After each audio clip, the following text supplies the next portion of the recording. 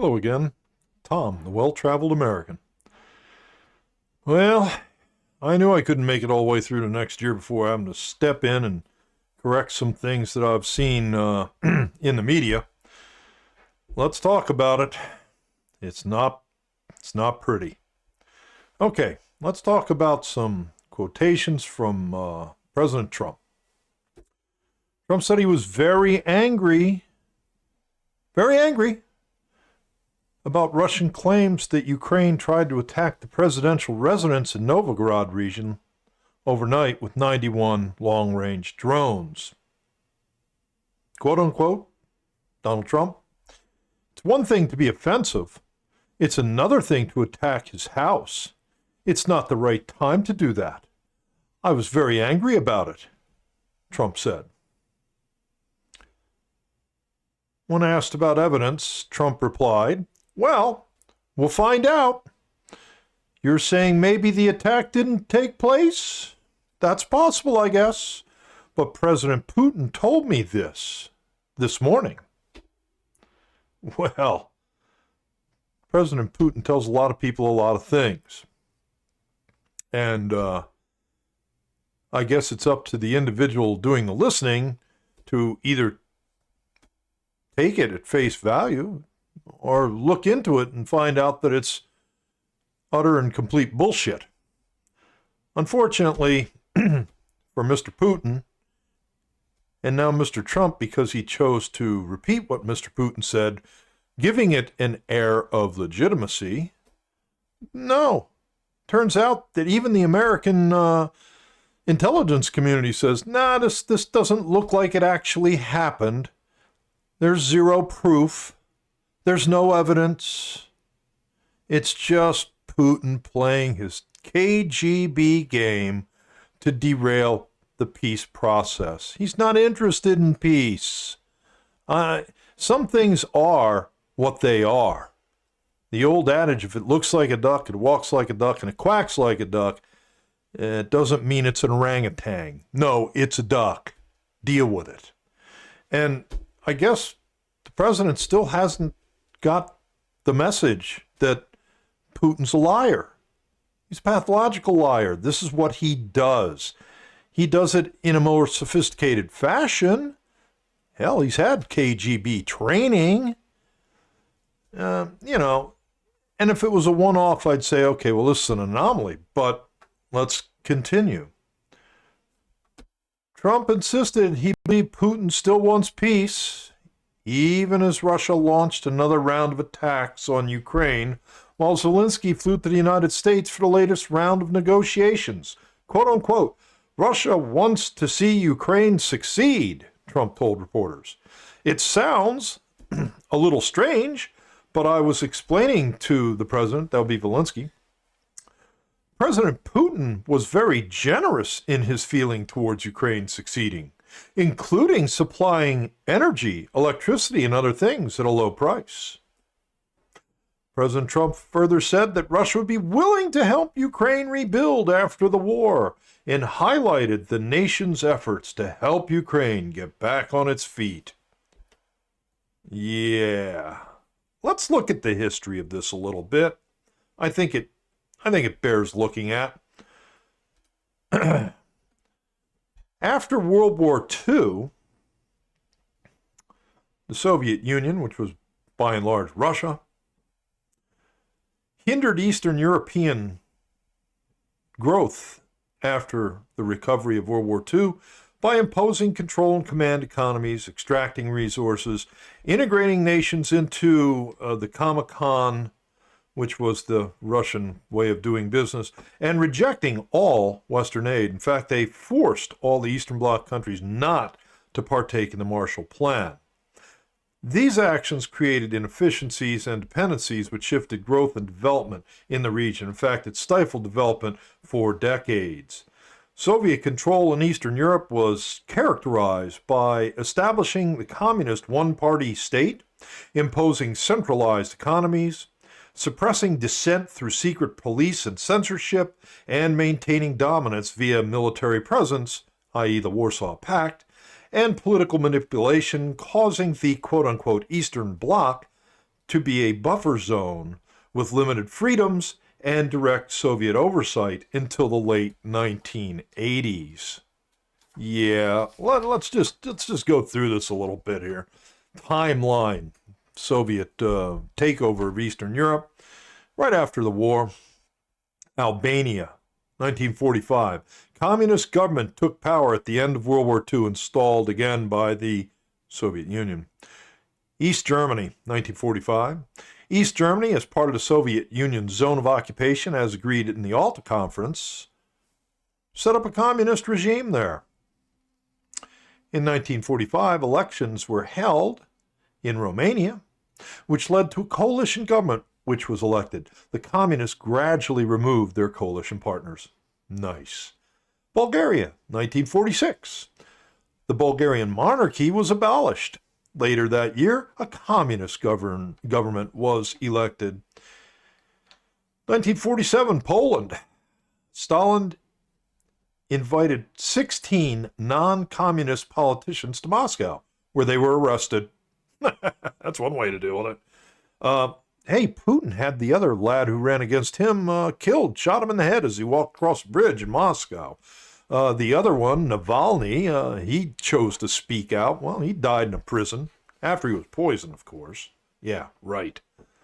Real prince of a guy that you can trust. Yeah. Political opponents removed. The Polish communists won the election. Hungary, 1948. Stalin allowed an election in which non-communists won big.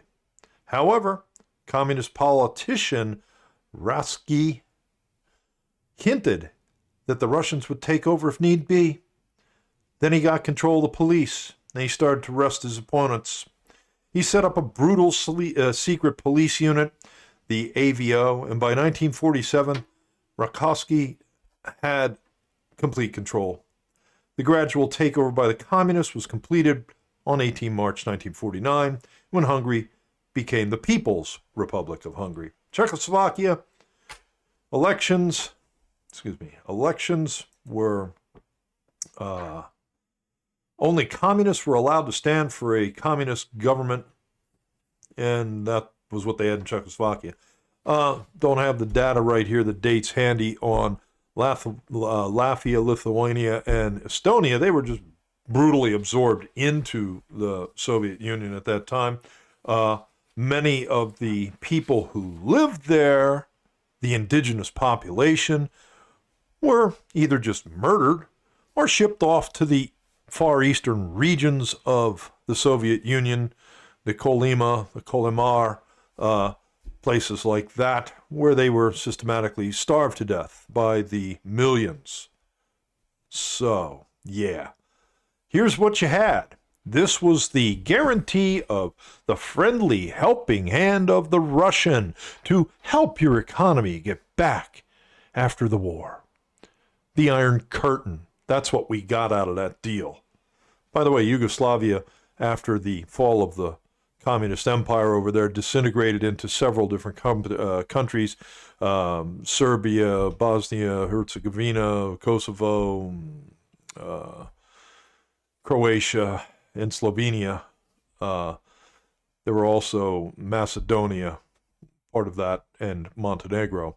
They're all countries now. They have an autonomous government of their own. After the wall came down, East Germany was unified with West Germany. Poland threw out its communist government. General Jaruzelski was ushered the door. Same thing for Czechoslovakia, which then further split in the Velvet Revolution into Slovakia and the Czech Republic. Hungary, Romania, and all of the countries that comprised Yugoslavia, Bulgaria, and Albania, they all chose to go on to a Western government style and became more or less integrated, if not totally integrated, into the EU and Western Europe. Since the war has started the last 4 years, 2 other countries have decided to join NATO, namely Sweden and Finland. Sweden hadn't been part of a military alliance. They weren't part of the war in World War II, for gosh sake. They were neutral. They stayed completely away from it all. But they looked at what was going on in Ukraine and said, this is outrageous. Russian aggression has forced us to seek external protection, i.e. to join NATO. Finland did the same thing. They looked at that and said, whoa, this is not good. We don't want to go this route. We need protection against Russian military expansionism and, quite frankly, genocide. The history of taking over by Russia goes back to the days of the czars. It was followed up in a more brutal fashion, even if you could be more brutal than the czars. That's an amazing thing. Quite a development. But Stalin managed to push the envelope on that pretty good. And believe me, Khrushchev was no nice guy either. And Brezhnev was just another Stalin with fuzzy eyebrows. Okay, so enough of that for now. I think that we can see that there's a lack of understanding of history, in the very least. And I'm not sure yet. I'm not ready to weigh in. Remember, lifelong Republican. Not ready to weigh in on what's going on. But when I see things in the media, quoted Russian talking points by prominent Republicans, I'm trying to understand. I mean, I'm just a simple-minded guy myself. Is this some sort of Svengali-like Jedi mind master manipulative thing that's going on? I mean, like, are we playing three-dimensional chess that I can't understand? Or are we just trying to push a narrative that will quickly end the war? And the more I look at it, the more I observe it, the more I study it, it frighteningly looks to me like we're trying to push a narrative to beat a smaller country down and allow the stronger country to take over simply because it's the easier thing to do. Defending freedom is not easy. I got a little leg up on that, just a tiny one. I was a U.S. Marine. I understand what it is to get involved in what we call duty, honor, responsibility, commitment, ethical decision-making. I mean, I was part of an organization that did that. So I understand what it's like. It's not easy. It's hard. Freedom is not free. It's never been free. Ukrainians are now paying for their freedom, but yet again, with their lives. They have put up a struggle and a fight that, quite frankly, no one, including myself, thought was possible. It's an amazing thing to watch. It's very much like looking at a modern-day version of the United States in 1776, when we decided that freedom was more important to us than the ramifications of taking on the world's preeminent superpower, the English monarchy. We took them on. We forced an agreement that was workable for the people in America. Not perhaps is so workable for the people in England, but we wanted our freedom. Ukrainians want their freedom. This is not a Manhattan land deal. This is about people's lives, millions of people's lives. And you can't just bargain chip it away. It doesn't work that way. It will never happen. The Ukrainian people will not submit to this type of tyranny. They've already lived it. They've already experienced it. They're not going back.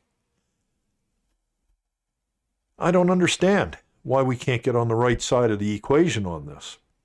Right now, we don't seem to have any problem applying pressure down in the Caribbean And I understand. It's our backyard. We should be looking at this from the Monroe Doctrine viewpoint. I agree with it. I think I'm good with it. I think we need to deal with Mr. Maduro down there. He's killing hundreds of thousands of people in this country, young people in particular, through his involvement with the drug business. That's it. He's got to go.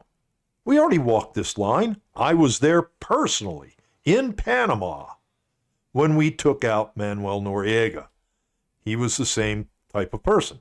He decided that being president wasn't good enough, and being a drug lord was more his cup of tea.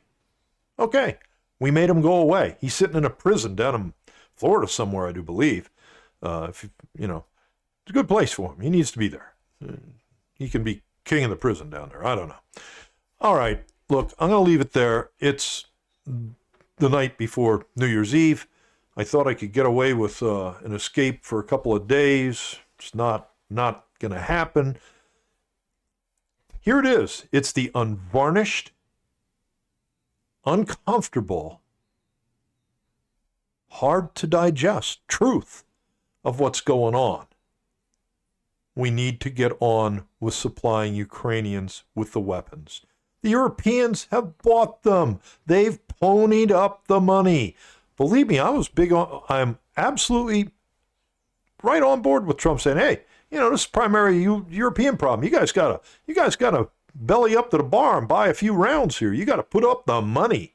Why does it fall on the American taxpayer? Well, they have done it. They have come up with the money for the next 2 years worth of payments to Ukraine to make this happen. Now it's time for the arsenal of democracy, the United States of America, to step up and provide the weaponry without restriction. We need to get on with this. It's not going to go away otherwise.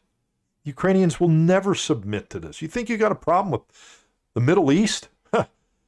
After all the death that there has been in Ukraine in the last 4 years, this is not going to be just like, oh, well, here, you get to have this and I get to have that. And, everybody be happy now. Not going to happen. No way. I mean, it's common sense. All right, I'm going to leave it there. Hopefully next year, 2026, will actually bring some tangible results that are reasonable and beneficial to the Western way of life. 2026, it's only 24 hours or so away. So there we are. And I'm out.